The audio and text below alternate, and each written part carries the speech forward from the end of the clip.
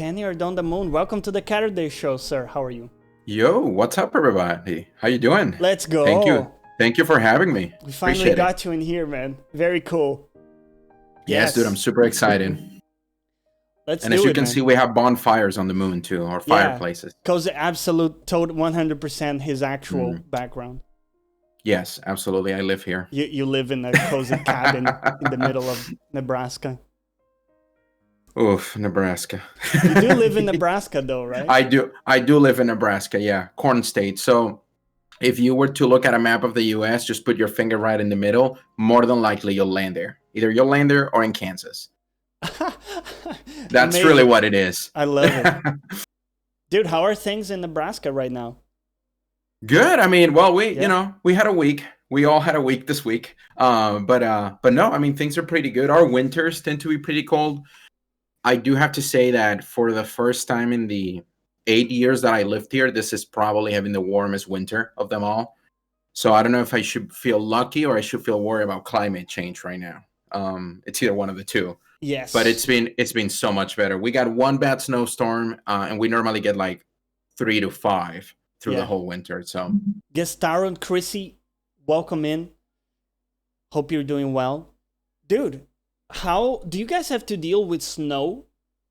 Like, do you get snowed in and stuff? Yes. So some of the worst I've ever seen, I think it was like 8 to 10 inches, which let me translate that from, Chat, don't make freedom the joke, units. right? Oh, People yeah. are like, No, oh, don't go with the 8 inches of snow. We all have seen Game of Thrones already. Yeah. But that should be, I think, well, if you go for the 10 inches, we're talking about almost, 25 centimeters of snow. So that's, yeah. And that's something that, if you own a home, especially if you live in an apartment complex like I do, not so much of a problem. But if you own your own home, you have to shovel the crap out of that in your driveway. You also have to take care of the sidewalk in front of your house too. Bro, the sidewalk as well. So because I'm city won't do picturing it, that. right? So you have to go to work. It's 8 a.m. or whatever. You haven't slept enough. You go out and you're snowed in. Okay, we need 30 minutes to shovel everything out of the way to even be able to. Well, and to add to that, what's on top of your car too? Right. Because sometimes your car will be buried in snow. And there's days where you cannot get out of your driveway. What's the tool? Is it a shovel, or do you have a specifically crafted tool? What do we call it? I mean, we have a shovel for the actual driveways, but for the car we use. I mean, people call it a snow scraper. Okay. Somebody correct me in chat if I'm wrong, but yeah, I think that's what we call it. I always forget to have one in my car or on me, so I have this pair of gloves in my car that are just isolated thermally, and I just push the whole thing out. I'm like, screw this. Did most of you in chat know Spaniard already? But for the rest, who are you? Give me I always do this to streamers to put you on the spot. Give me your elevator pitch. Elevator pitch. Who's the Spaniard on the Moon? Well, I am the first. I'm not the first Spaniard on the moon. Somebody, I think, already made that trip before, but I'm the first Spaniard streaming on the moon. And even funnier, I was not born in Spain, yet I took the Spaniard name, which I can explain that here in a little bit later. But, basically, I do a lot of stuff. I do some stuff on YouTube. I do some stuff on Twitch. I like to talk trash about games on Twitter. Not necessarily trash, you know what I mean. But yeah. I would throw shade if I can. But yeah, I mean. Streaming right now has been a lot of Soulsborne stuff. We did Mortal Shell on the stream, and we finished it. I think we finished it on Tuesday. Nice. And that was amazing because I bought the game back in August, and for the love of me, I didn't finish it because Mafia also came out, and I was really excited about playing Mafia. So then we came back to this, and it was super cool. Mafia now 1? We're doing code remake. Yeah, the remake, the definitive edition. Great, dude, it was so good. Great remake. Yeah. I only have one thing about it. It's that race mission. And it's because I was playing on that hard mode. You're silly. I don't know why people... No, I'm joking. But I don't know why people play it in hard mode. It's not a game for that. I feel, at least. Because none of it is enjoyable. The driving sucks because you're driving hunks of steel with no maneuverability. The shooting is pretty. I mean, it's cool, but it's barely serviceable. Let's be honest, especially if you're using a gamepad. So to play that in hard mode is like, hey, kick me in the nuts for 2 hours. I mean, change my mind.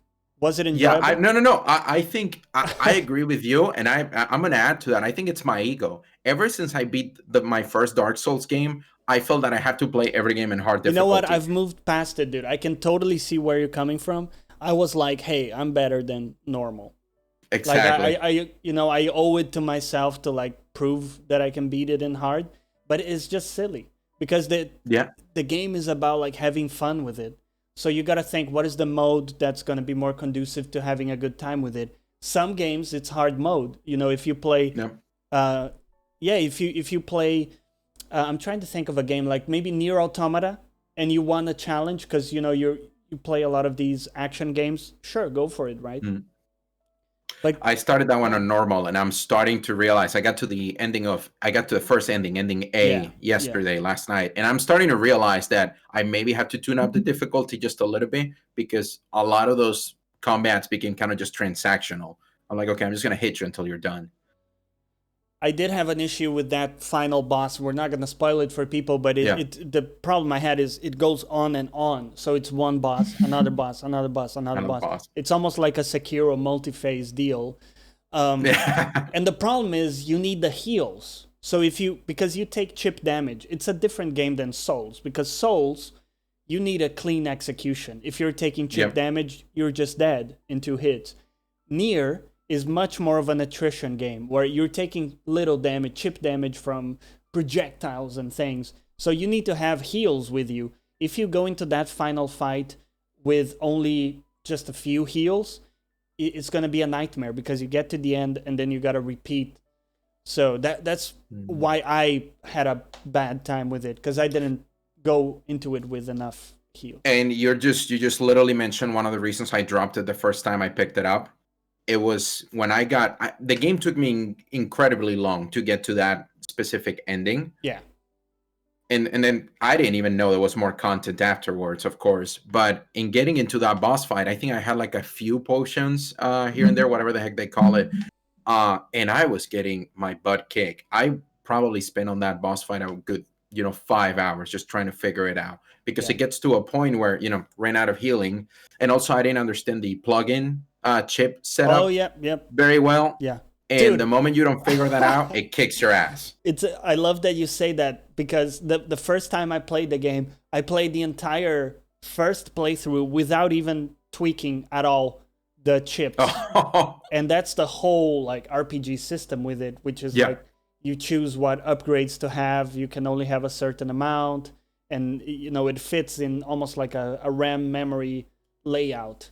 And yeah, it's not the most intuitive system, or early on especially, but it's very enjoyable. I gotta say, the story. I played it when it first came out, and I don't know, my brain was not properly developed at that point, but the story's pretty deep when you get to it. You were somehow 8 years old back when you played it, and now somehow my brain just wasn't operating at the same wavelength that the game required me to. This is awesome another story. Thing that surprised me, because you're really young. I don't want to call you out, but you're what in Spanish we say yogurin, which is technically a small yogurt, but that somehow means you're really young, right? Yeah. So I think you're 24. Did I get that? Yeah, right? You got it. 24. Yeah, 24. So there you go. People can call you out now. Oh yeah, just roast me for it. On every job I had, I've been the youngest person in the team. So it's always been an interesting dynamic. I'm used to it right now, but it's been one of those things where sometimes you kind of have to figure out how to navigate. Yes. Because whatever contribution you have, sometimes it might be even met with more resistance just because of the fact that you don't have the experience, quote unquote, right? Yeah. So it's one of those scenarios. But yeah, I mean, I'm used to being the youngest on like almost everything. It's a weird. I feel like I'm just an old soul inside. I feel the same way. Truly. Yeah. I was a really boring kid. Didn't give any trouble. You were talking about that yesterday on the podcast, and dude, I didn't give my parents any trouble. I don't think I ever like broke a plate or something. I don't know. I mean, It has I its did pros I and did break cons. a few plates, but Okay. yeah, no, I was not a problematic child. I was not, I was not a troublemaker. I did I bang on a lot of like pots from the kitchen. So I would go into the kitchen. I would uh, set up the pots as if they were drums, and I would go to town. Right. that's And when you my knew he was parents, a musician at heart. my parents, bless their hearts, they loved it. They were like, "Oh, he's being creative." In hindsight, I would be like, "What this annoying kid, right? With the pots." Yep. If you had a kid right now in your home doing that, you wouldn't be too happy. Yeah, they have to also like put the pots back later, so it's not even just an annoying noise. Anyways, in hindsight, maybe I wasn't that easy to deal with. Oh, well, yeah, we always say that, right? Yeah, we were good kids, There was Yeah, no problem. yeah. But just to wrap the bow on Nier, I think it's really like I don't want to say a 10 out of 10 game, but one of those like you have to play it at some point. Oh yeah, right? I'm glad I came back to it. Absolutely, I don't regret. I mean, I put 12 hours to get to the first ending, and I don't regret it one bit. And I'm gonna keep playing it. It does ask a lot of you as a player in terms of commitment, because a lot of the missions are like, yo, you're in it for 3 hours, because one thing, like one set piece cascades into the next. There's no like take a piss moment. You can pause, exactly. Right? You can pause and go. You can, but it feels like the pacing is, hey, here's the next thing, right? But it's done in a good way, I feel. Yeah. Yeah, the no autosave. I mean, I think it adds to that. I like the idea of sometimes when games force you to remember to save. Yeah. I think we gotten really accustomed to the autosave feature, which is fantastic. But at the same time, it makes progression sometimes easier, because if I can autosave every 5 minutes, then I'm good. Or if I could quick save at any time, that's great. Yeah. But I like what they do here, where they force you to go to one of those checkpoints to go save or like transport or whatever you need. Yeah, to me, the transitions, we talked about this offline, the transitions between bullet hell moments, third-person camera, action, all that, it's so seamless. And they're all awesome. Like the bullet hell stuff is dope. Like that feels like a game in and of itself, almost. Exactly. That could be a dope bullet hell game, but you're just in it for a bit, and then you switch, and it's all this like. And they do it seamlessly too, which you mentioned right there. It's amazing how they do it. Yeah, I mean, for me, it's a game people have to play. You do have to, again, like commit, because you need. The first playthrough only gives you a first pass at the story. Really, you're only glimpsing, right? And so we'll stop there. But just know you have to do at least 3 playthroughs, and each is different. Takes you through the events in different ways. The gameplay elements will be different. So highly recommend it to people if you can pick it up. Baseball Gear, happy Catterday, my friend. Welcome back. Oh, happy Catterday. Baseball Gear, how you doing, man? Okay, good. So we talked Nier, but I wanted to ask about Mortal Shell, because I haven't played it a lot, and you beat it, right? So yes, we finished it on Tuesday. Where do you place it in the realm of Soulsborne games? Oof. See, I think that's a tough question, because of the following. Whereas it does take its inspiration from that Dark Souls genre, or the Soulsborne situation, it's much more smaller and restricted in the scope. So you don't get a lot of those RPG elements, right? You don't get a lot of equipment. You don't get armor variances, really. You have your shells, but there's only about 4 of them total. Right. You get to unlock their abilities, to tweak a few things. Each of those shells kind of has a play style. 2 of them are very similar, and then the other 2 are pretty much polar opposites. One of them, it's like a tank shell. The other one is more of a rogue DPS shell. So there's something in there, but it's not as deep as Dark Souls or Bloodborne to an extent. Combat wise, it's legit. I really like the harden feature. One of the things I complained at the beginning was that it felt very depending on parrying. That is something that I felt, especially with the first couple shells. Yeah. But as time goes by and you pick up the other 2 that are more on the further extremes, you realize that you can play it in different ways. In a sense, a cool, interesting mechanic that I really did like, and I hope, I don't know if Elden Ring is ever gonna come out, so please, George R. R. Martin, finish writing whatever you're writing. The items will not tell you what they do to you or the effect they have on you or in the world unless you use them. So yeah, that was interesting. That was really cool because there were a few times where I legit killed myself because I ate a mushroom that poisoned me. Yeah, right. And that was very annoying at the time, but in hindsight, looking at it, it's a really cool feature because I don't know exactly what's going to heal me or how it's going to heal me or if it's going to, decrease my attack, increase my attack. Yeah. Overall, very cool. It's a short experience. I think we beat it in about 12 hours. Oh, not bad, dude. Yeah, there's New Game Plus content and potential in there.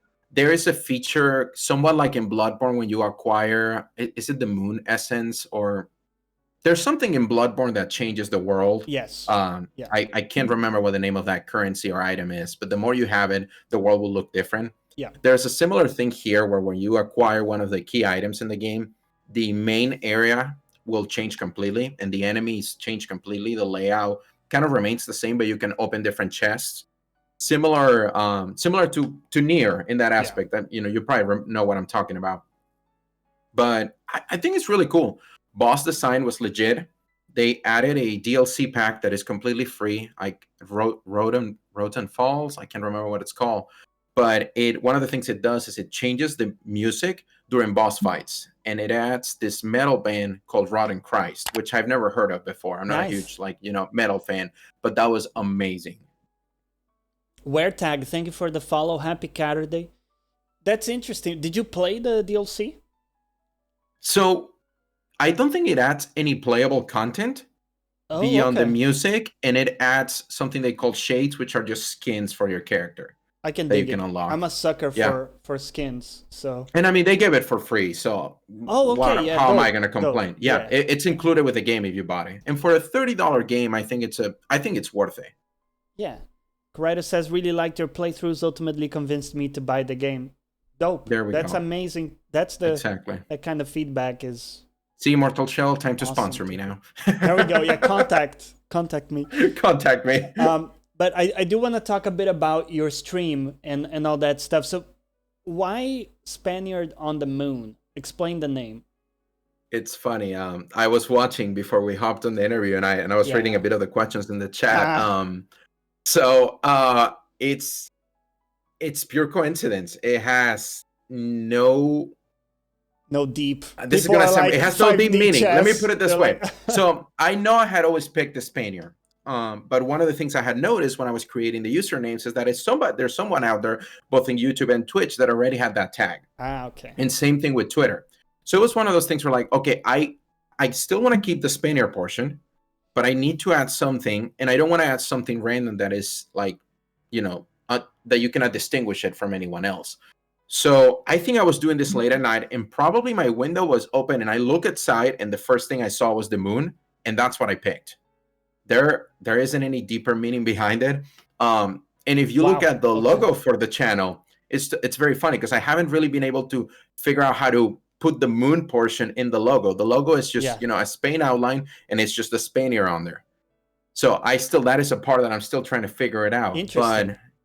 But we do have fireplaces in the moon for anyone asking. Okay. And we actually get better internet that you guys get on Earth. Because I don't share bandwidth with anyone. Bases on the moon have come a long way since Jeff Bezos has put his money behind it. The whole thing is shaping up quite nicely now. Yeah, I mean, Bezos, Elon Musk, and I all have like triage calls. Every Wednesday. Musk isn't into the moon, right? Elon Musk is not looking. No, he wants Mars. Mars. He's into Mars. Yeah.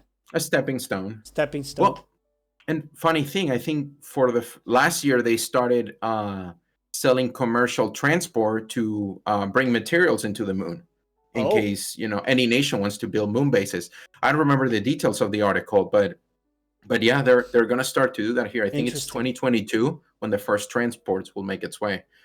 Secret missions in the moon. Elon Musk is now the richest man or person. Wow, interesting. He is. He's the wealthiest man in the world right now. Damn. As of a couple days ago. Interesting. But we'll go there. I want to talk about tech and stuff, but let's stay on your channel for a bit. And by the way, people gotcha. can check out your channel. The link is there in the chat if you want to check out his streams as well. But what about it caused you to start? Whether I guess, like, did you start on Twitch? Was that your first like content creation? No, the first one was YouTube. Actually, I've done a few YouTube videos at this point, and I think I started about 3-4 months ago now with YouTube, and I try to upload at least once a week to try to make it consistent. Okay. And to be fully honest, I was very skeptical of the concept of streaming at all. And I would say this at the beginning of last year with, the events that happened that everybody got stuck at home. Yeah. I said, okay, let me check this out. And then the only real streaming I would consume on a consistent basis was the ACG podcast every Friday. That was the one thing, like, I created the account for, okay, I'm going to listen to this, but I wouldn't watch anything else. And then, not to be, not to be funny or anything like that, but then I came onto your stream and I was like, okay, this is a really cool thing to do. To me, I always thought at first, before, seeing anybody stream, what is the point of watching someone play video games? Like, I like playing video games by myself. Why would I, I like to play the game, not necessarily watch. Yeah. And I was missing the part of the interaction between the streamer and the chat and the viewers and everything. And that became really interesting. I think it's a really cool way of just trying out some different games. Yeah.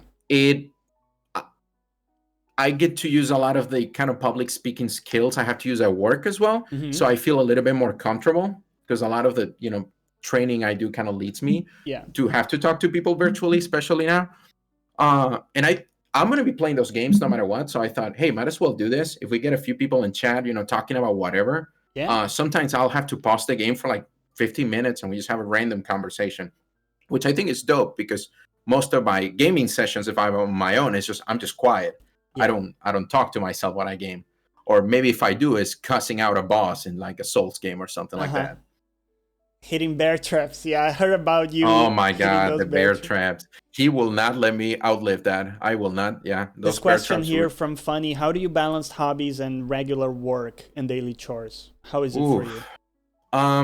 By the way, before you answer, do you have a fixed schedule, or how do you operate? So the way I'm doing it right now is I have a fixed schedule in terms of days. So I'm doing Tuesday, Thursday, Sunday. Okay. Good. That's kind of what I'm sticking with. In terms of time, it's not fully set yet. And a lot of it is because of work right now, especially for that Tuesday, Thursday part.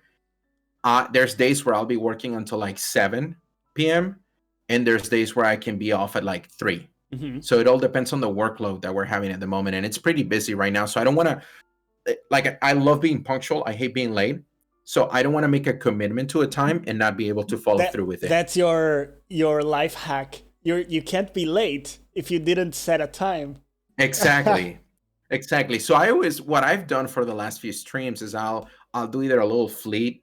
Is that what they call fleet on Twitter? Oh yeah. Where I'll say, hey, we're going to go live in about an hour or so. When I know I can calculate that in about an hour, I should be free to do it. Yeah. But yeah, so far it's just Tuesday, Thursday, Sunday. That's what that's perfect, dude, because those are like the opposite you're days. Always one day after my stream, so we can have like a entertainment network covering all those. And my thing, when I picked the days, and this is not a joke, I was like, well, I still want to be able to watch Johnny stream, so I'm gonna pick the opposite days. Cool. I was like, I need to pick the opposite days, and they actually work better for me too. So I was like, hey, that's perfect. Yeah, that's awesome. That's cool, man. But I'm always interested, like, why people get into it, because it's not, getting into it for the money is a terrible idea, because the amount of time and effort you have to put in to even start earning anything at all is immense, right? You know how it is. You started a few months ago. So it's always interesting to me why people get into it. And it sounds like the community thing is kind of a big aspect of it, like getting in touch with people and chatting and stuff.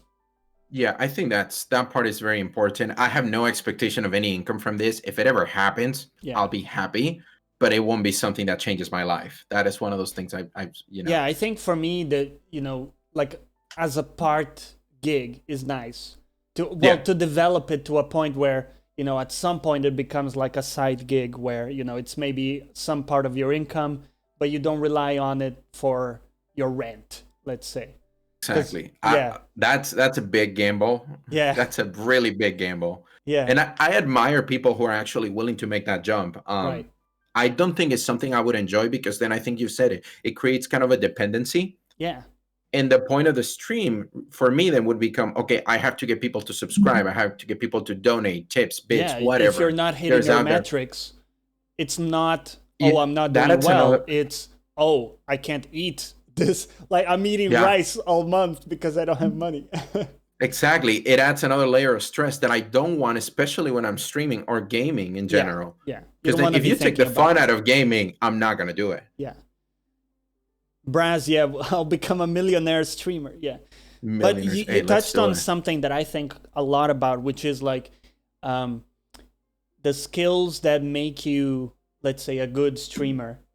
And they are really like intangible skills, because really it's not about your camera or I mean, those are like, I think about those as like necessary conditions. Having a decent setup, like, you know, good sound, decent camera, decent overlays or something. That's like necessary conditions, but it's not sufficient conditions, right? So that it doesn't make you succeed automatically.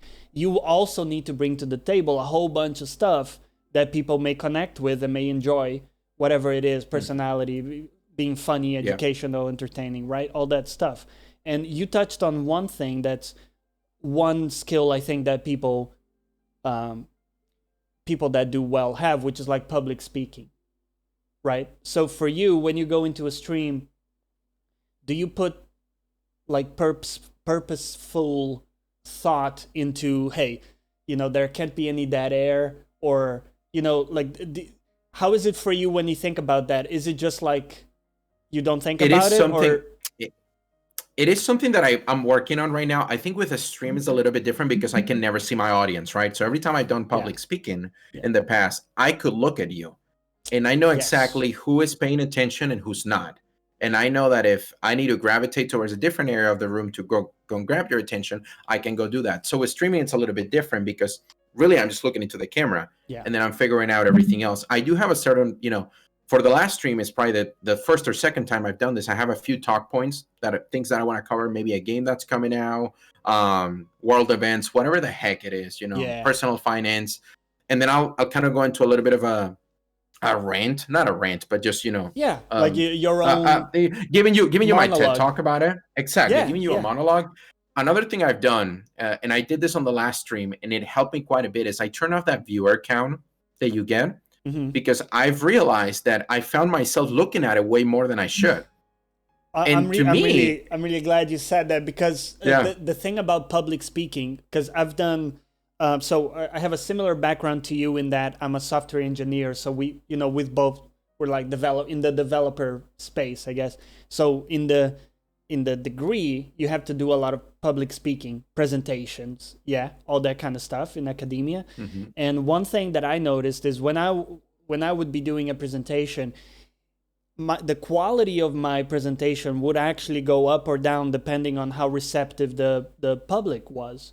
So I remember distinctly, you know, if I had a tough room, you know, I would be less confident, right? A bit this is in the beginning, so later you learn tricks, right? But early on, I would be less confident. I would like start to like speak a bit more like to myself, a bit more like, and in the opposite, if people were digging the presentation and maybe they were asking questions and, you know, like interested, I would be like, whoa, more like open, even in my body language, I would find it. You know what I mean? So are those things that kind of connect with you and your experience at all? Yeah, I would say so. Another thing that I always have to remind myself in any sort of public speaking is because now I do it mostly with software, which is what I train people on. But before I did like agricultural equipment, which is a completely different realm of things, right? Yeah. The people who are in the room or the people that are in the stream, they came here to see you. Right. They didn't come here to see the game. If you wanted to watch a playthrough of Mortal Shell, there's a million on YouTube that you could go watch. So you came here because there's something, and that something is the streamer itself. And that it's one of the reasons, like I'll say, I watch your stream as much as I can, is because you could be playing any game. You could be playing Tetris for all I care. And I still would tune in because I know there's going to be good conversation. Cheers, man. Yeah, I think that's the main thing, is the value proposition of all the streamers that are coming into the space now. generally is not, hey, here's the highest level gameplay. I'm the best Dota 2 player. I'm the best CSGO player. For some people, it may be, and it works. But for a lot of us, it's like, hey, I'm offering you this space where, we're having these conversations. And for people who enjoy them, they will gravitate towards them and stick around and build, the whole ecosystem around it, right? And people who don't, they naturally will move on to other stuff, which is great. Because what that means is you're culling your audience towards people that dig your shit and want to participate and kind of build into that.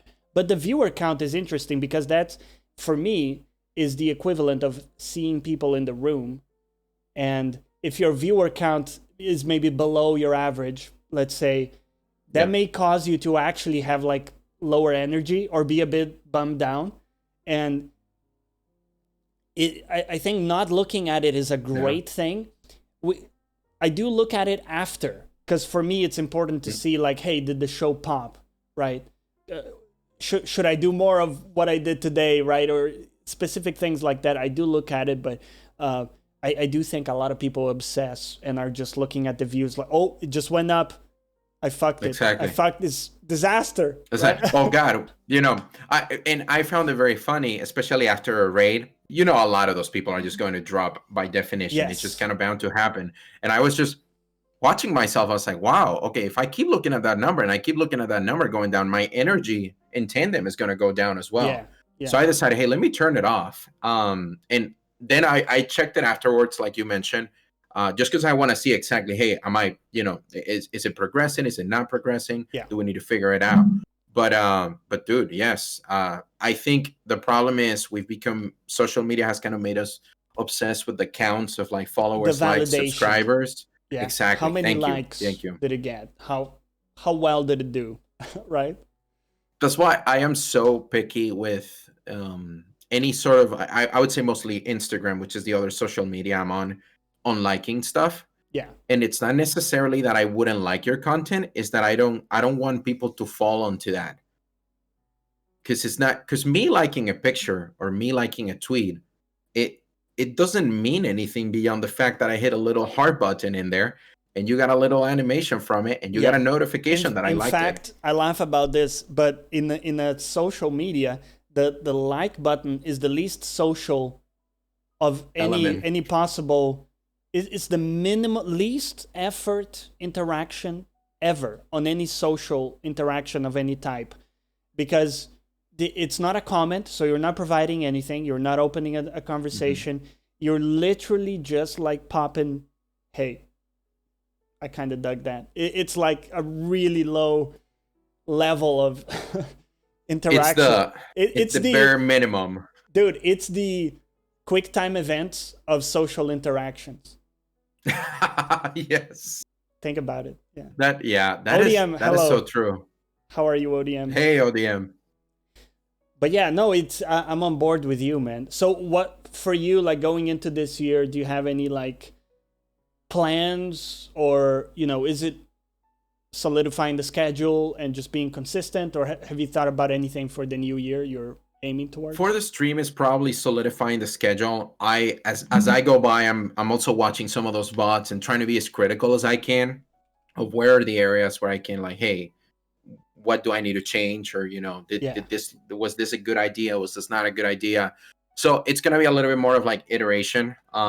If I could get, by next month, some sort of like time schedule actually set up, I'll be extremely happy. I hope it's that way, but we'll see. I don't want to make any promises either, because I cannot be late if I don't tell you what time I'm going to be there. No, if I say I'll be there. That's fair. I think more than anything, it's like continuing to do it and seeing if it's something you like in the long run, right?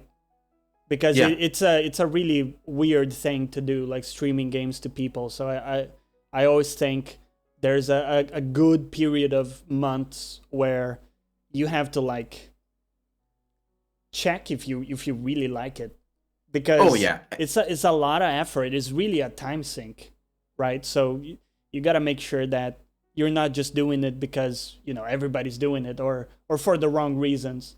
Is what I'm always worried about when I see people like, oh, hey, I'm starting a stream. Okay, cool. well, I'll see you in 3 months when you've been doing it 3 days a week for 3 months, and it's real. Then we'll talk. Yeah, it's almost like the hype of a new game. Like, oh, here's a new game teaser. Come back to me when there's something real there. Do you know what I mean? I had PTSD flashbacks of Cyberpunk when you said that. I was like, oh, teaser, gameplay demo. Have you? What's happening? What's been your overall experience with that? Have you gone far? So I have not finished it, and I think I stopped it about 2 weeks ago. And the worst part for me, I like the game. I don't want to say it's a bad game because I don't think it is. I know there's a lot of technical issues for a lot of people, especially on the consoles. My problem with the game, it's beyond those. It was a matter of how many times I think the scope was reduced. And I think it's also a problem with my expectations, right? So I came in and I consume all that marketing material that they sent, all those teasers, and I got sold on it. I'm not going to lie, a fool here. They got me to buy into the idea. And what we got wasn't necessarily what they sold us on. Fair enough. But I think there's something really good in there. I just want to give it enough time to kind of marinate, in my opinion, so I can lower my expectations, forget about the things that I know are not there, that should be there, that I really want to see in the game, and then just go back in and replay it again. I think I got about halfway through the story in about 30 hours or so. So I did a lot of the side content, and I was enjoying it, but it got to a point where I felt I was just doing the same thing over and over, and I said, okay, let me stop it. I also got really close, and I know they fixed this already, to that 8 megabyte issue. With the file. So, and I know they fixed that too. So I think I'm going to wait until those 2 big patches come out. They polish it as much as I can, so I can consume it when it's the best product it is. I think it's a great game. There's a great game in there. I think there's just a lot behind the scenes that maybe hinders the experience. Yeah. Danny, how are you, man? Love my shirt. Cheers, man. You can get it at the store if you want to be a part of the My Dude gang. But I think for me the problem with like coming back to Cyberpunk is they're probably not gonna fix the things that for me are the biggest problems. So sure, I hope they polish it, and they should, right? Because it does have a lot of bugs. But for me and I am enjoying it a great deal, enough to do 2 playthroughs. So today we're gonna finish the 2nd playthrough. So I like it. But a lot of the stuff like perk system, crafting system, inventory system, for me are flawed in a lot of ways. And so that's not going to change, right? They will balance it for sure, and I hope they do. But it won't change to the point where like, hey, this is like a way better game now. I think the stuff that they're going to correct is other stuff that were like minor inconveniences for me, like Delamain calling you every time of day. Oh my god, it's Delamain. Dude, his face is in 80% of my footage on YouTube. Anyway, don't get me started on Delamain. Dude, but he might be one of the reasons I stopped too. Yeah, Chrissy says I can't stand the guy. Witcher 3 inventory system was trash at launch. It's true, they did improve it. I mean, it was still not amazing later on for me. But, I hope they prove me wrong. But I'll do 2 playthroughs now and then sort of park it for a good year or so and maybe come back later. And that's fair. That's absolutely fair. That's how I feel. Once I finish that first playthrough, now that I think I've identified how the paths may affect the story, I feel like 1 playthrough should suffice for me to get the experience that I want. And then, if I come back later, absolutely. Yeah. On the positive side, I think that the way they've used Keanu Reeves in this is the way you should use a celebrity in a game. Most times you see a cameo. Like, oh, this famous person came in for a 5-minute, mocap, and that's it. But Keanu Reeves is in it for the whole thing. It's awesome, right? Having him on, and I want to see more of that. And I think they kind of did it a bit in Death Stranding with Mads Mikkelsen. Yeah, and who's the actor that you play as Sam? Yeah, Gosh. Yeah. Norman Reedus, is that his name? Reedus. Thank you. Yeah, Reedus. Yep. He was good in it. I want to see more of those. Like, hey, he's in it. He's a character in the game, right? And not just a cameo. I think that's the way to use celebs. Then he says, the problem, Johnny, for me is that so many games come in Are we actually coming back?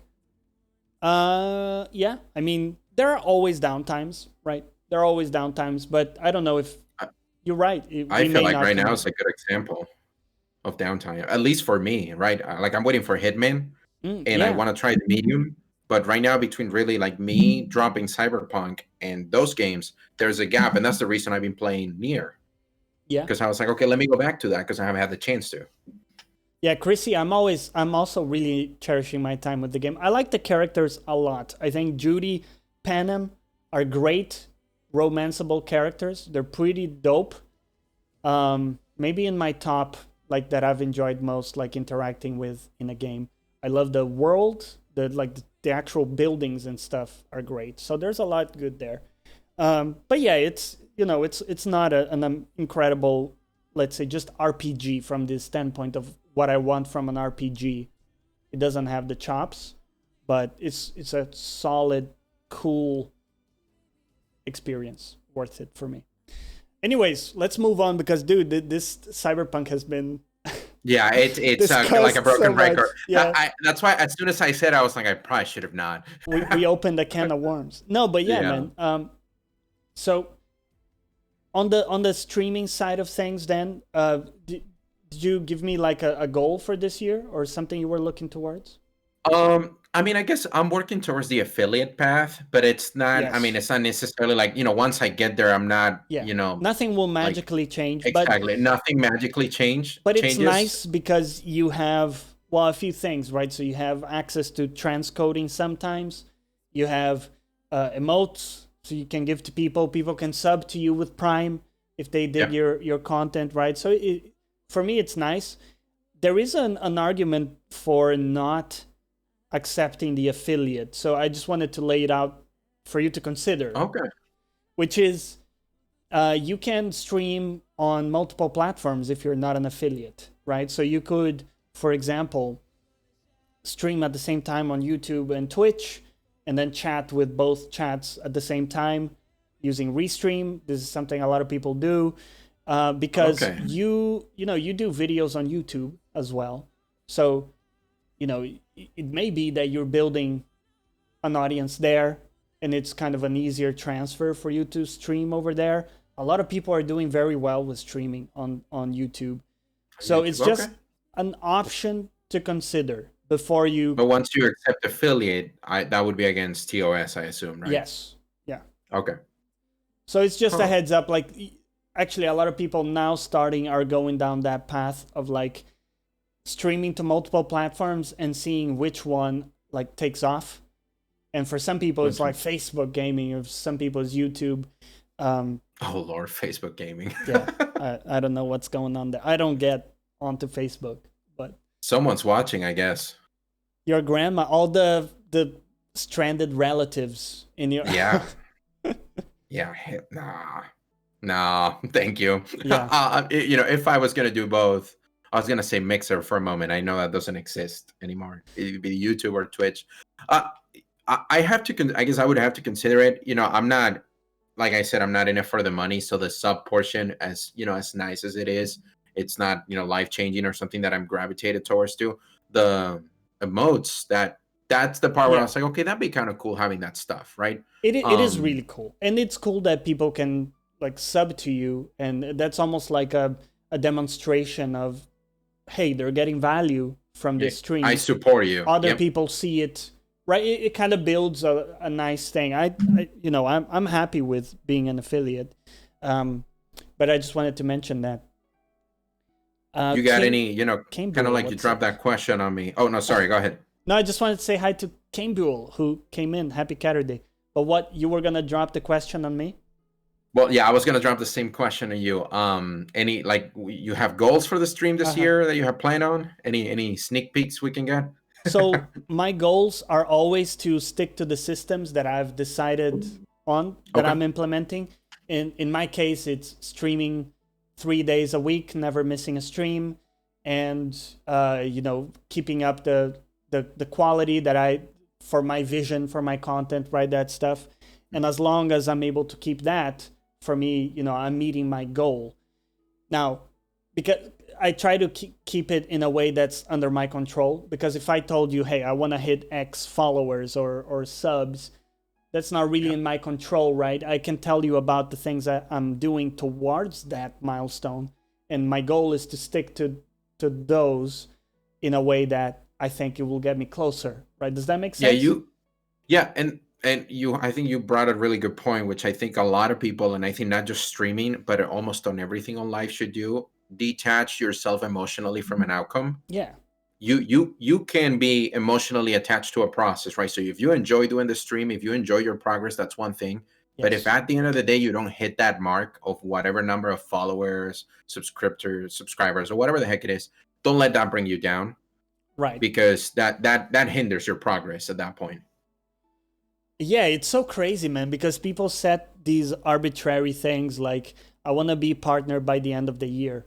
Like I saw this, there's this girl that I watch. I don't want to name drop her because, she has a really cool stream. I watch her stuff, and she went from when I started watching early last year, 2020. Yeah, last year. Yep. Yeah, we it's survived. In the rear mirror. Yeah. She started, she had something like 10 viewers average, starting out.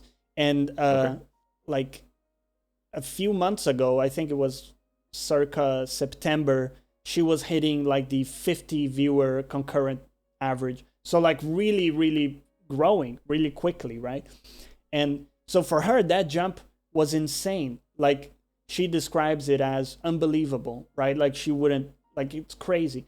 But at the same time, she had the goal at that point. She said, oh, I want to hit partner. So now not only you just admitted that what you've achieved so far is unrealistic and unexpected already as it is. And now you're setting this even higher bar that's almost impossible to hit. You're setting yourself up for failure. Almost for sure. Right? You're setting up like an unattainable goal or like something really, really difficult to achieve in a way that like you're going to be disappointed. And she is. And it kind of broke my heart to see her like depressed because she didn't hit the goal, right, of being a partner. And I was like, do you understand that even like halfway into the year, you had already hit something that you thought unthinkable, right? Shouldn't like that cherish be, that, right? Shouldn't you focus on that and like keep that present? I don't know. That really kind of struck me as an example of people messing with themselves, like shooting themselves in the foot. I feel you, and I think that's why I said like detach yourself from the outcome, because I don't find you can have the goal of like partner whatever amount of viewers you want, but if at the end you don't make it, don't let that bring you to a depressed state of mind. It's the same thing, I tell people, if you go to a job interview, there's two chances: you get the job or you don't get the job. Yeah. Whatever happens, your worth will not diminish. So detach as much as you can emotionally from whatever outcome you're looking for. Now, there's things in life we cannot do that with, right? But I think streaming is absolutely one of them. Right. Yeah. Yeah, Brass says outcomes can be a milestone, but not the goal. Yeah, because the thing is, normally, the way people set up goals is their goal doesn't tell you how to get there. They're like, I want to lose 20 pounds. Okay, how? What's your system to get there, right? And people don't have the system. And then they're disappointed when they don't lose the 20 pounds. Okay, did you set aside the resources, time, and effort to do that? Do you have a system you're going to implement? No wonder you failed, right? Out the door, you don't have a plan. Yeah. So anyways, that's just my rant on goals. Oh, no, I feel you. And I think that's one of those where I think this could also apply to personal finance, right? Tell people, hey, like you can get to those financial goals that you want. That is one of the things I'm super passionate about. I want to put it somehow on the stream, but I need to figure out a format. So tell me more about that, because I haven't seen you talk about it on your show, but what is it like personal finance that you talk about? So to me is the thing, I think that in general, and I can only speak for Spain and the US, right? So maybe in other cultures is different. We don't really give people the financial education they need to make good decisions. Okay. And sometimes bad decisions, for example, with debt early on in your life could be really detrimental. Could be really detrimental to your future, right? I think for me, it kind of goes to a deeper level. I watched my parents lose their home when the financial crisis hit in '08 in Spain. Man. So that was one of those things where when I discovered there were elements and there were tools and there were things that you could learn and systems that you could create to prevent things like that from happening, I was like, okay, it's hunting season now. Right. Because now I feel more in control about my life. It's not some random, GDP number in the economy or, how that, and there's a lot of things that happen, right? Yeah. But I think people should try to get as many of those educational tools, and the information is out there. It's just, I don't think it's provided right, on your face. You have to go search for it. But I think it's extremely important, especially if you take a look at a statistic. I think a vast 57% of Americans, and I think I'm just going to speak about the U.S. in here for a moment, could not afford a $500 emergency if they had one today. Yeah. Like, how crazy is that? And you could think of so many examples, like, hey, you went to the dentist and you had a bigger problem than expected, and now you have a $1,000 expense because you have a canal operation or something. Yeah. And in the U.S., I know the healthcare stuff is expensive. Ooh, this is like an example. It could just happen. And then what's your plan? How do you deal with that, right? Yeah. Yeah, that's crazy to think, man. Yeah. Just and the another thing, uncertainty that adds, right? Living day to day, knowing that if something like that comes up, you're fucked. Right? There's no like magic coffer that will give you the extra $300. There's no safety net for those things. And to me, one of the ways I always want to prevent myself from that situations, it causes me extreme anxiety. Yeah. Like, if my finances are not in order, I'm like, okay, hold on. No. We got to figure this out. Like, I would probably go underground until I figure all of that out and then come back again. And people ask me, hey, where you been? I was like, just figuring it out. And this is where I always say that, money does buy you happiness and peace of mind to a certain point, right? Once you're recovered, as you said, once you've, come out of the cave and all the bases are covered, you're good. You can worry about other shit. But if you haven't covered, that basic thing, like, hey, I'm going to be all right, you're living with that, like, trepidation of, like, oh, dude, am I going to make it this month, right? And a lot of people live like that. Like, I come from Brazil, right? Dude, a lot of people live month to month. They're like, I don't know if I'll be able to still live in this house by the end of the month, let alone eat anything other than white rice. So rice and beans, yeah, can't even afford brown rice because dude, it's crazy. Yeah, and there's a lot. And another thing, for example, that I think people should know, and this is more generational stuff. This is something that we, as when we're young, we can start, but you don't really see the fruits of this probably like 2-3 generations down the line, is that concept of generational wealth. Like income is one thing. Ownership and equity is a completely different thing. And ownership and equity is what gets you to a better place. Yeah. And dude, and Todd mentions the Maslow hierarchy of needs. This is exactly how I think about it. You need money to get you out of that tier where you're scared to shit about your livelihood. Once you're past that tier, you can do all kinds of cool and creative stuff. If you want to do art, sure, go for it. You're not going to do awesome maths if you're worrying about your toilet, not being able to be repaired because you don't have money. Because you don't have money for it. Yeah. No one is out there fucking inventing the next quantum leap in physics while having to worry about the toilet. That shit is covered, right? They're on the next. That's one of the reasons I always think, like, yeah, the solution to some of the craziest problems that we have on our planet right now is probably somewhere in a kid's brain that their family can't afford to eat today, for example. Yeah. If you think about that for a moment, I forgot who said the quote. The cure of cancer could be in a random town in the middle of Venezuela, for example, right, yeah, where they're struggling with extreme poverty, and the solution could be there. But because we are not addressing those basic needs, right? There's no way we can get to that point. The dude in the Congo running from wild animals and people with guns, he's not inventing the next mathematical contraption. No, exactly. But he's busy doing those things and exactly. worrying about They're AIDS in survival mode. Yeah. Braz said something that also I think you may speak to, which is like the tier is always going up. I don't think that's actually true because the amount you need is fixed. The problem is, well, in my view, what happens a lot of times is that people are always adding stuff to their living costs that are optional, that are extra.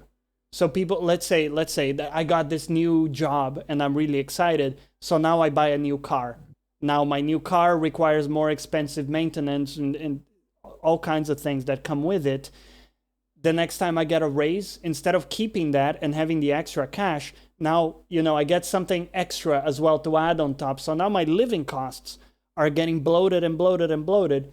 And what I think and maybe this is something you speak as well. I need to hear more about, your stuff on like personal finance. But what I think a lot about is keeping your living costs lean, right? So that you do have that overhead and, you can put stuff every month into a savings account. Yeah. Whatever happens, you have some safety net there. Tio Crow, what's up? Just wanted to say hi. But give me your take. Is that something you also I think there's two elements. There's two elements to the tier. The first one is, and I'm not necessarily here talking about wealth gap, which is, I don't know if that's what Brass was maybe referring to, but first you have inflation, right? So we target for things to become more expensive as time goes by. So here in the US, we aim for like 3%.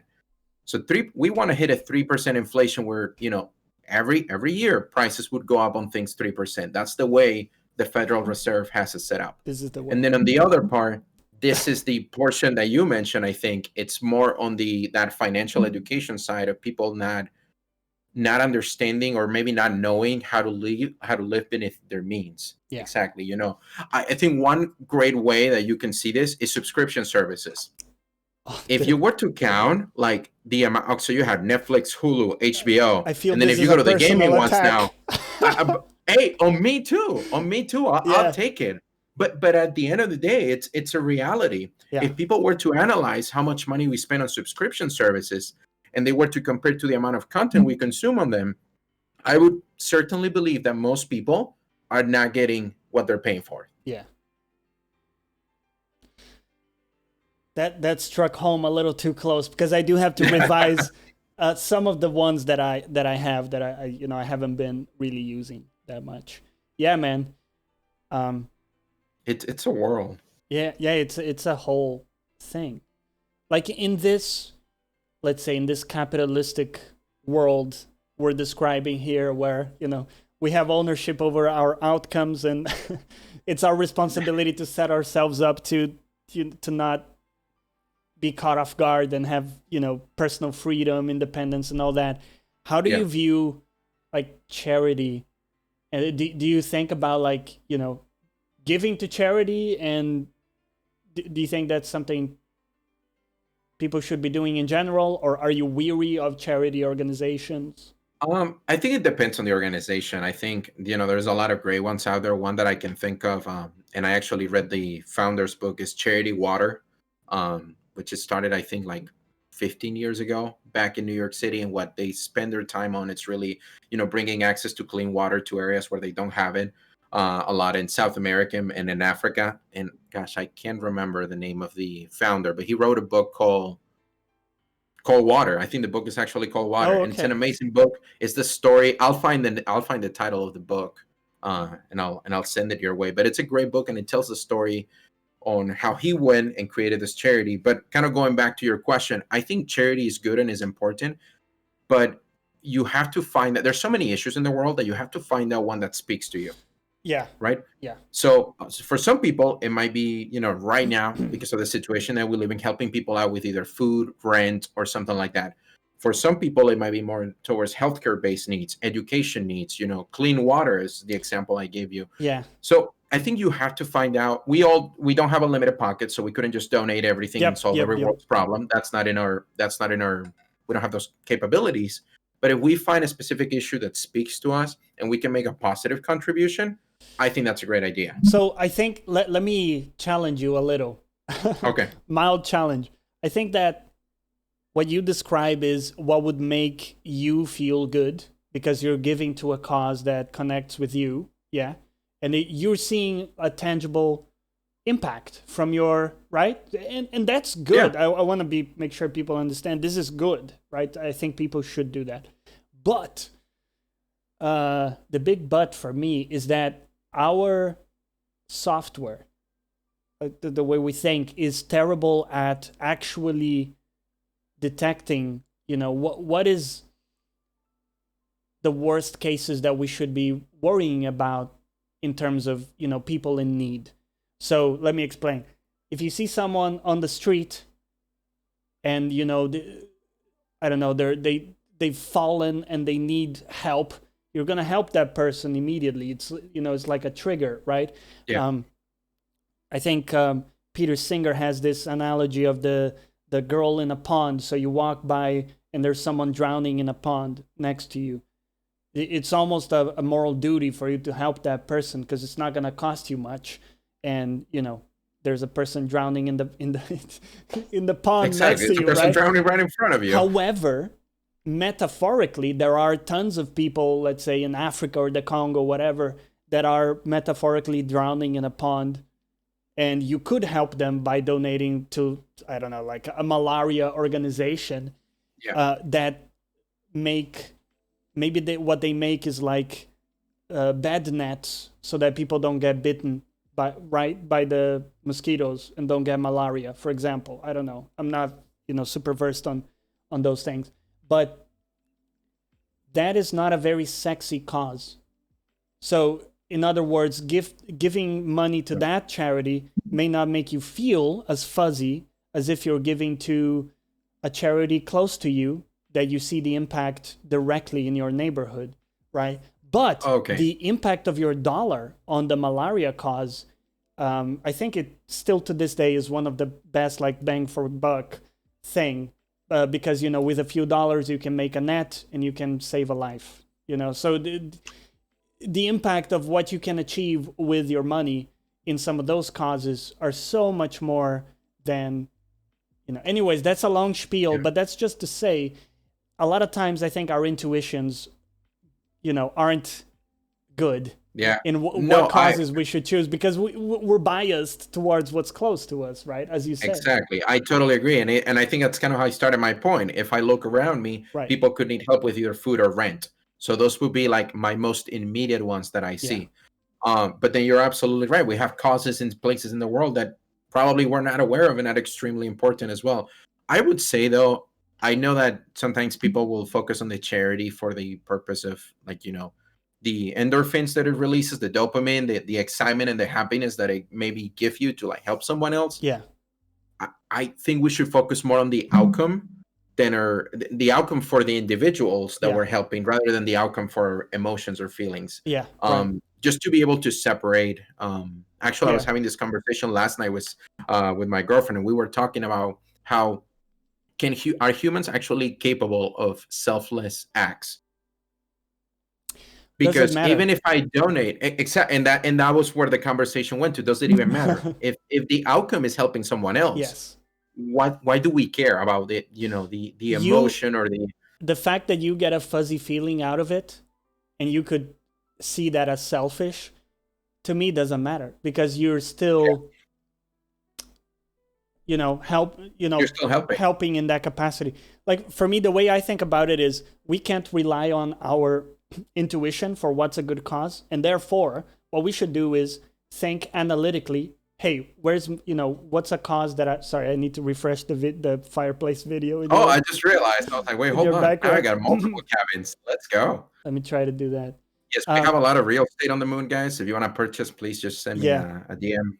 Again, absolutely not a fake video in his background. Pricing. That's a real thing that's occurring right now. I've teleported now. We have mountains. Yeah. So I'm losing track of what I was saying, but what I'm saying is you should choose the cause you want to support by looking at data, right? And there are some organizations like GiveWell. If you Google GiveWell, it's an organization that shows you some of the top things you can give to that your dollar is going to be best spent. And then once you've made the decision of like, hey, here's where I'm spending my money, then what you can do is you can set aside a portion of your income, if you're assuming you're fortunate enough to have,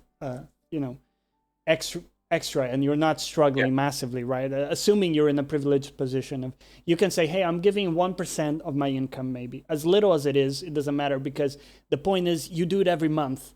So instead of you relying on an ad on TV to guilt trip you to donate a one-off donation, you're doing it every month. You still get the fuzzy feeling of knowing you're making a positive impact in the world, and you don't have to worry about, needing this like trigger of like seeing something that connects with you, that pushes you, that pulls you to action. So that's how I think about that. That's a good approach, because that creates a system, and then you at some point you still get the feeling, but at some point you forget that it's happening, and it's still happening in the background. Yeah, exactly. That's a good method. Anyways, I don't know how we got into charity, but that's an interesting one. Little Fisk, hello. Sorry, go on. This is how we get on the topics. Yeah. How legit do you think the charity organizations are? So again, I would refer you to Give. I think it's Give Well. I think if you Google Give Well, that will take you to the place. And this is just one of the organizations that do this kind of thing. Of they spend thousands of hours each year looking into what are the organizations that are doing the most good for least money. And it so happens that it's usually far away from us. I would also say that, interestingly enough, and I didn't discover this until I read that book, which I think Corrado mentioned, the title is Thirst. Yeah, thanks. By Scott Harrison. Yeah. Recommend anyone if you're looking for something to read. A lot of charities, when you donate to them, there's a portion of your donation that actually goes to the cause, and then there's a portion of the donation that goes to overhead. One of the cool things, for example, about Charity Water that we were talking about, is they have two separate ways you can donate. You can donate to their overhead fund, which means their employees, their facilities, all that kind of stuff. And then you can donate to the actual causes that they're working on. So I think that's a great way to distinguish where your money's going, because you can choose what area of the organization to support. Yeah. And I think that gives it a little bit more transparency. Well, I understand. I think transparency is key, and most good charitable organizations have full transparency as to where the money is going. Overhead is a tricky one for me, because I want charity organizations to have awesome people working there. And the only way to have awesome people is to have good incentives, aka people getting paid for their work. Well, yeah. So it's impossible, this vision that people want of a charitable organization that have awesome people working for it and they're not getting paid shit. That doesn't exist, because that person, guess what? They could have become a doctor or something and get paid massive amounts or good amounts of money, or they could be like an IT professional, whatever it is, and they're choosing to participate in this thing. We can't ask of them to be full-on saints. Yeah? So for me, as long as the organization has like a good net outcome and they're doing a lot of good, if they have that overhead because they need incentives and structure and all that, for me, it's fine. And again, I rely on these organizations like Give Well to look into it and see what is the actual good that's being done with the money. Who's doing what?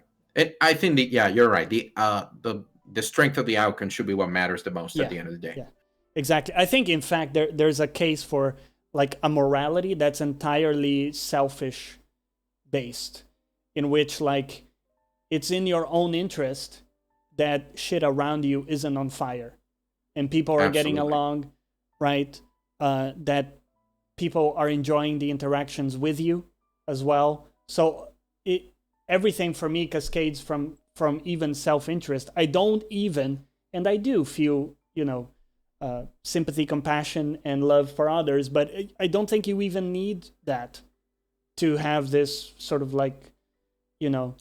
We shouldn't need to feel good to do good. Yeah. I think that's maybe a good point. Yeah. But we also shouldn't guilt people into the opposite, yeah. Yeah, people who do good because they get a warm, fuzzy feeling, we shouldn't guilt them into saying, you only do it for your own. They're helping. No. We're happy they're helping, and that's the end of it, right? Don't give me the it's some people. Yeah, don't. It annoys me If sometimes when people good, guilt I don't care what your intentions people are at the end of the shame day. people who are giving to charity because, oh, I'm reading into your intentions, and My God, yeah. get out of here. Anyways, that was a long tangent.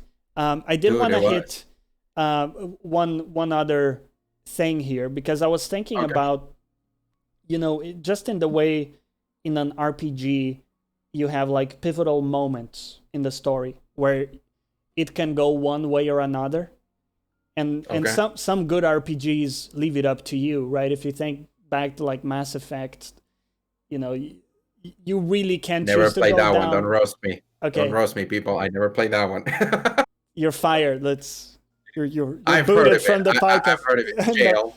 but like,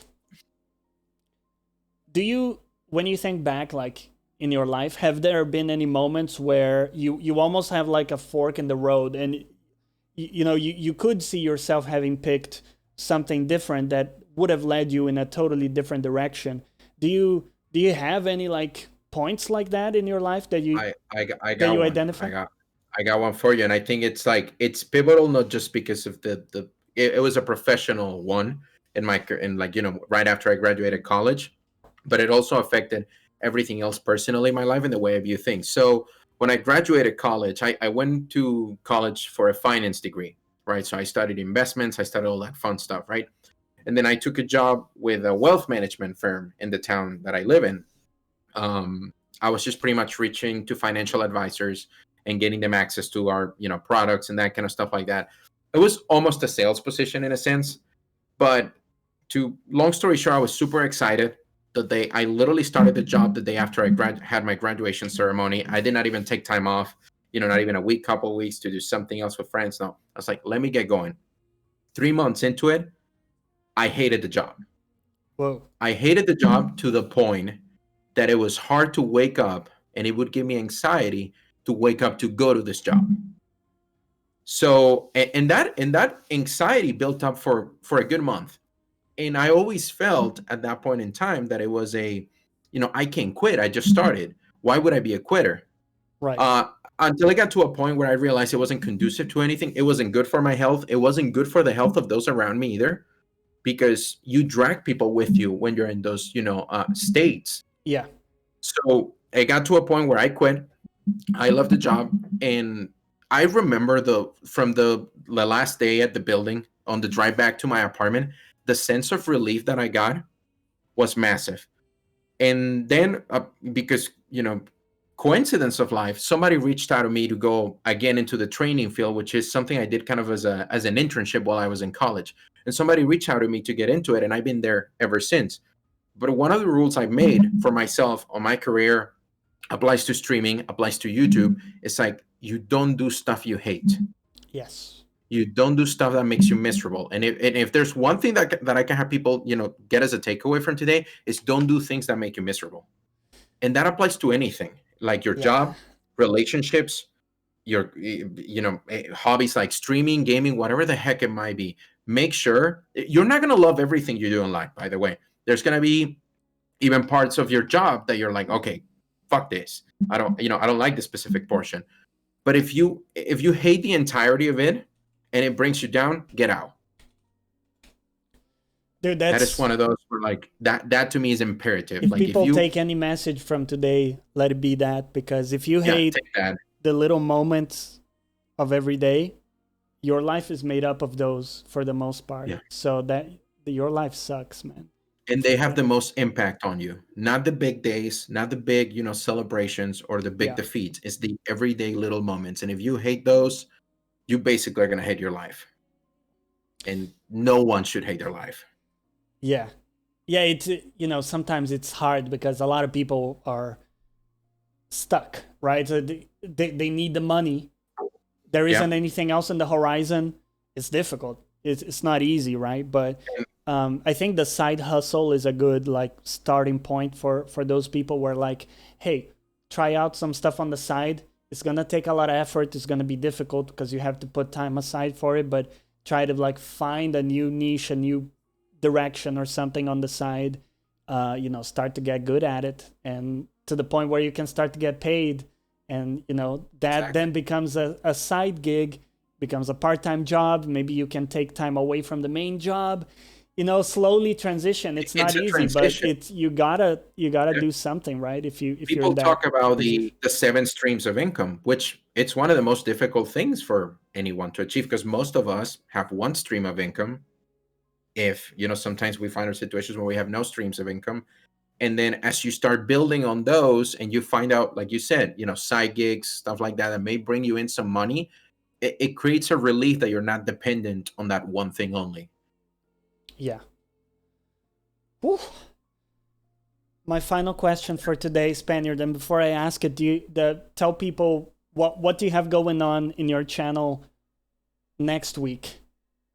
Okay, so YouTube, Twitch, whatever you got. Yeah. So we should be, I got a video that should be hitting YouTube uploaded either Sunday or Monday. Depends on how quick I can get out some things.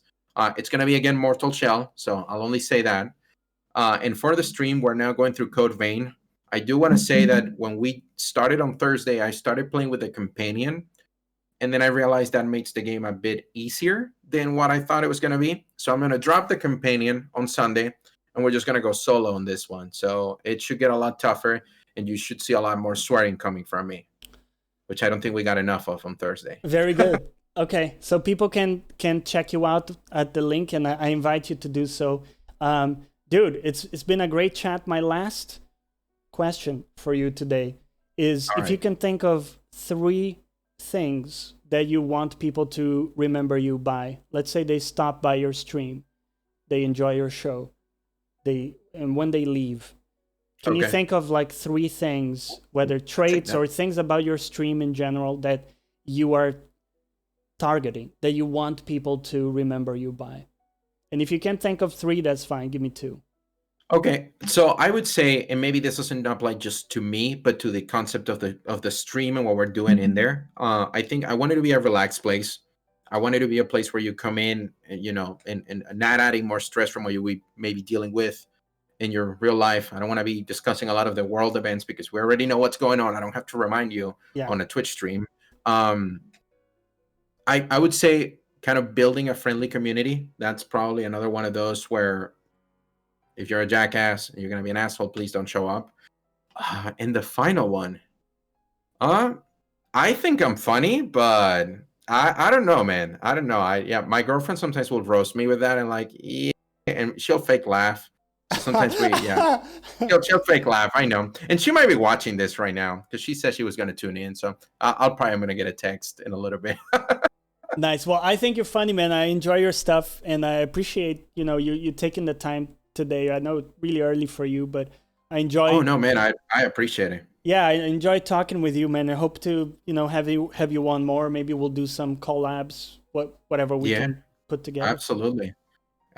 And I love being the guest on this one because this is the final Cyberpunk one. This is prime advertisement real estate, guys. Come on. Yeah. Corrido says, both of you quality streamers in my book, scoring high on streamer value formula, personality, production, consistency. My dude, that's really kind of you. I really appreciate that. Deep Shine, much hello. Appreciated. And on that note, dude, I'll let you go. I hope you think we brought the best out of you here, and people got to see your best face and check you out. I did not realize we went over an hour, and I didn't even notice. We did an hour, man. It was a great convo, and we gotta talk more because I have a lot of thoughts as well on the personal finance stuff. So gotta pick your brains on more of that stuff. Yeah. All right, man. Sounds good. Thank you for having me, and thank you everybody in chat as well for stopping by. All right, take care, bro. Talk to you soon. All right. Bye-bye. Yep.